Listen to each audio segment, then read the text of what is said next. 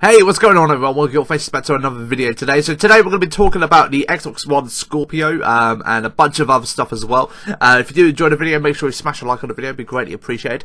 So jumping into the first thing I want to talk about today is the Xbox Scorpio. It's a thing that I completely forgot about, to be honest. Completely forgot about, because I personally heard about it was last E3, which was obviously back in June last year, and nothing has been heard since. I haven't seen anything online. I have not seen anybody talk about Scorpio since. But the last a day or so, people have been talking about it. The last Friday and Saturday, and I was kind of like, oh right, people are actually talking about Scorpio, because I was intrigued by this console, to be honest. And it's about talking about some what's going to be happening with it on launch day, and generally what they're planning for it at E3. So point out some key things I saw in a statement online. So jumping into the main one, Xbox Scorpio could launch alongside with some blockbuster exclusive games, which is absolutely good to hear, obviously, because if you are thinking about getting Scorpio, so it's going to be in 4K, it's going to be like the next ultra gaming console sort of thing, apparently, and it's going to have some blockbuster exclusive games. Obviously, that's going to be your freaking, probably like your next, actually, I don't know about Gears of War, man, but it's going to be something, also probably another Halo, maybe a new Halo they've been working on behind the scenes or something like that. Obviously, it's going to be an Xbox exclusive, but it's just intriguing what they've got working on, man, what they're working on. What are they hiding from us, man? What are they hiding from us? I want to know this stuff. I don't like seeing this kind of stuff. But based on the recent comments made by Xbox One boss Phil Spencer, who said that having first-party games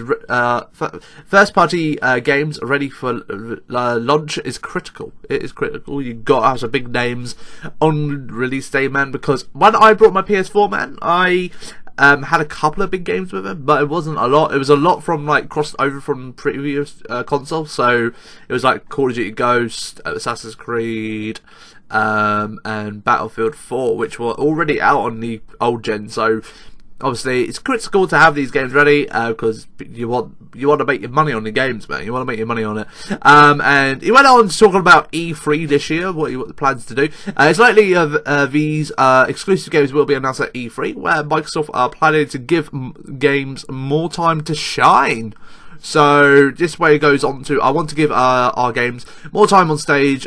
He told his Twitter followers, sometimes I feel like I rush telling the story of our games at E3. So they're looking to give you less talking of that, and just kind of like, here you go, his gameplay, enjoy, cherish it, and everything like that. So that's pretty cool from Xbox. I look forward to seeing the press conference, because I always sit down and watch PlayStation and Xbox, and kind of decide who won E3 that year. So I look forward to seeing Xboxes, man, because especially about the Scorpio, what games they're going to announce and all that with it. And don't forget, it's supposed to be coming out very, very soon. So there will, he did also add as well into this thing. Unfortunately, however, Spencer was keeping tight-lipped about Project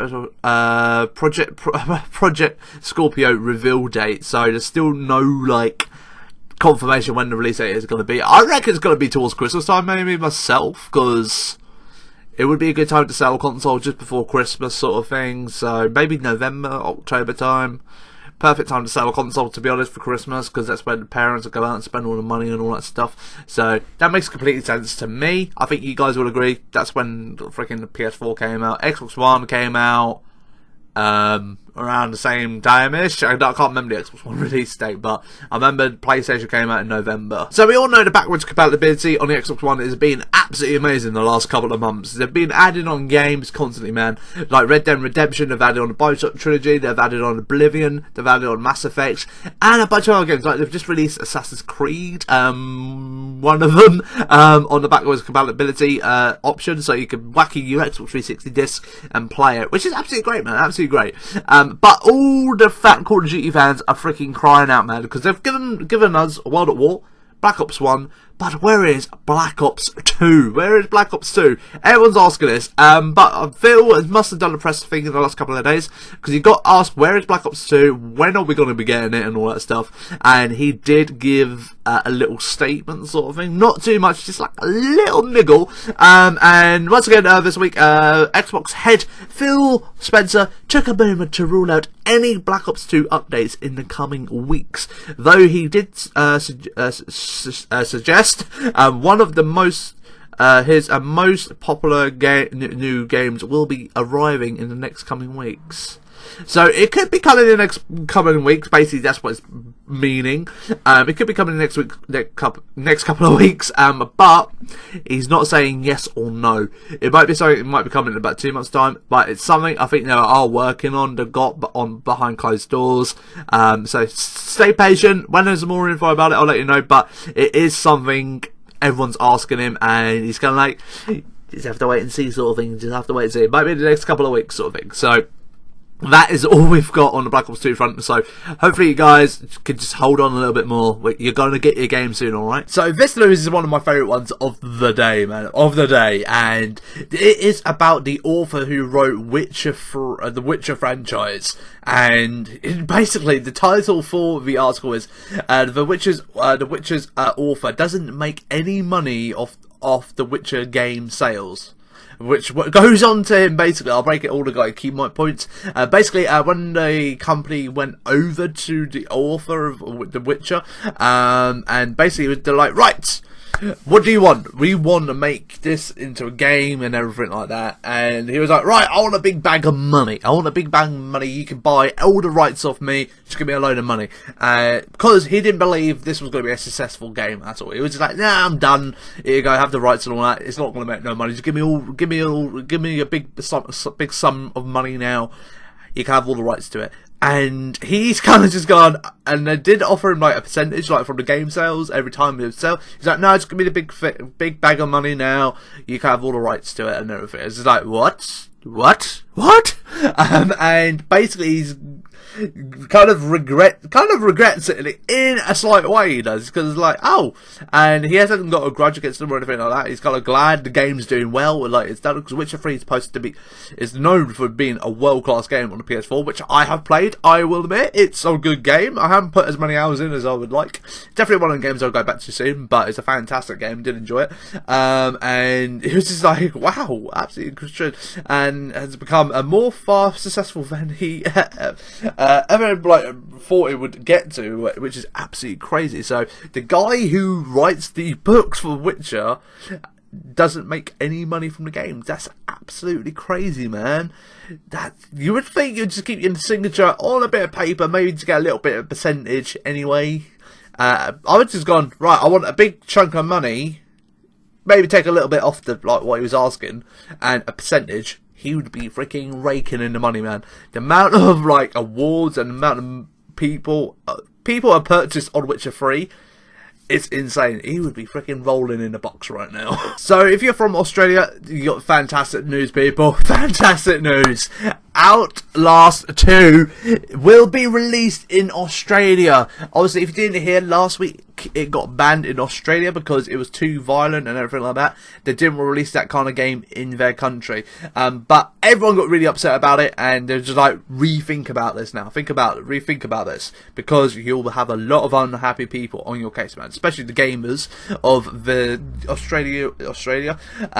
And they went back, looked through it and all that stuff, and they've unbanned it, man. Over the moon, it's been unbanned. It's been given an age rating of R18+, rating with warnings of high impact of horror themes, violence, blood, gore, and sex.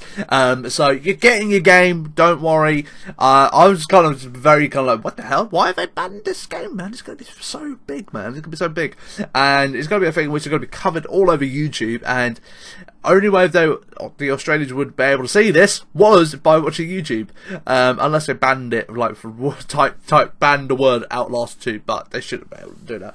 But it's been uplifted now. You guys are going to be able to play Outlast 2. Are you guys fan of Titanfall 2? Well, you might want to consider picking it back up, because next week there's going to be a free DLC getting dropped. It's currently Reborn. Apparently it's a map from the previous Titanfall game, which is very, very popular, and they're going to be adding a bunch of stuff to it as well. So it's a free DLC coming out next week.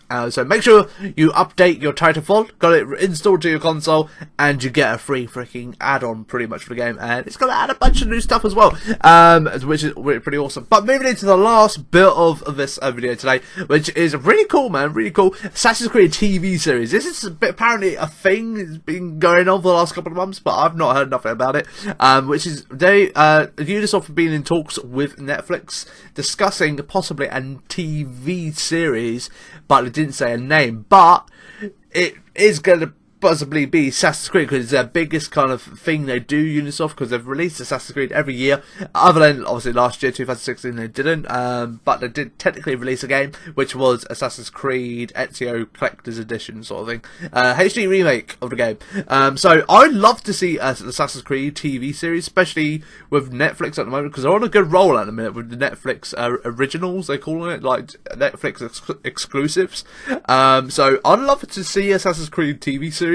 Hopefully it could go more in depth and really long episode as well. A nice 40-minute episode would be good, and you get a good feel for it, man. I would love to see it, because Assassin's Creed movie, I was really disappointed with it. So maybe a TV series where they could talk a little bit more in depth, load of episodes and everything like that. So they could basically drag, where you got a movie which is about like an hour to 2 hours, they can like spread it out to hundreds and hundreds of thousands of minutes.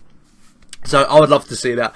But that's all I've got time for today. Hopefully you did enjoy it. If you did, make sure you leave a like on the video. Don't forget to subscribe, turn channel notifications on, and I will see you all very soon with some more info for you guys. Have yourself a great day, and goodbye.